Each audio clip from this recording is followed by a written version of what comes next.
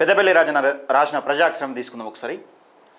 భూముల ధరలు కోట్లలో పెరిగిపోతున్నాయి. భూములు జాగలు ఉన్నోళ్ళు మాత్రం వందల కోట్లకు అధిపతులు అవుతున్నారు. పేదోడు ఇప్పటికీ 100 నోట్ల కాడనే సేద తీరుతున్నాడు.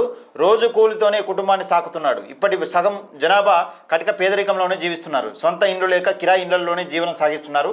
ఇంట్లో కుటుంబం పోషణ కరువై పిల్లల్ని చదివేయలేక మధ్యలోనే చదువులు ఆపి రోజువారి కూలి అడ్డ మీదకి పంపిస్తున్నారు. హోటల్లో కిరాణా షాపుల్లో జీతానికి ఉంచుతున్నారు. ప్రభుత్వాలు ఇప్పటికైనా పేదల మీద దృష్టి పెట్టి ఎన్నికల్లో ప్రకటించిన హామీలను కటిక పేదరికం అనుభవిస్తున్న వారికే మొదటి ప్రాధాన్యత ఇవ్వాలి. పైరవీలకు తలొగ్గకుండా రాజకీయ నాయకుల ప్రమేయం లేకుండా నేరుగా లబ్ధిదారులకు చేరుకోవాలి. అప్పుడే ప్రభుత్వం ఖర్చు చేస్తున్న ప్రతి పైసా పేద ప్రజల ఎదుగుదలకు ఉపయోగపడుతుందంటూ పెద్దపల్లి రాజన్న. మేము ఒకటే చెప్తున్నా, ఈ పథకాలు ఇవన్నీ కాదు. ఫస్ట్ బతుకు తెరువు మార్గం చూపెట్టండి, ఉపాధి కల్పించండి.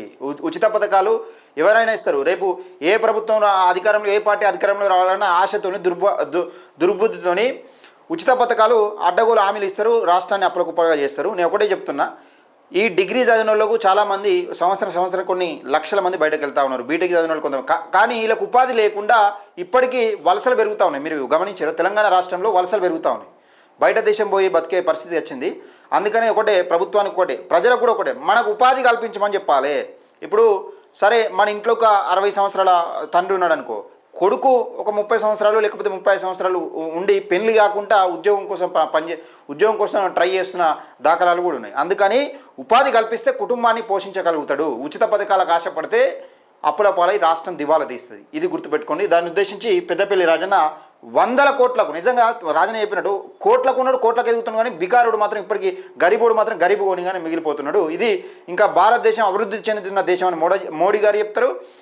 బంగారు తునక చేస్తాను కేసీఆర్ చెప్పిండు, ఇప్పుడు డెవలప్మెంట్ చేస్తా అని ఈయన కూడా చెప్తా ఉన్నాడు. ప్రతి ఒక్కరు చెప్పుడు మాటనే కానీ రాష్ట్రాన్ని అప్పుల కుప్పగా మారుస్తున్నారు. దాన్ని ఉద్దేశించి పెద్దపల్లి రాజన్న చాలా మంచి ప్రజాక్షరం.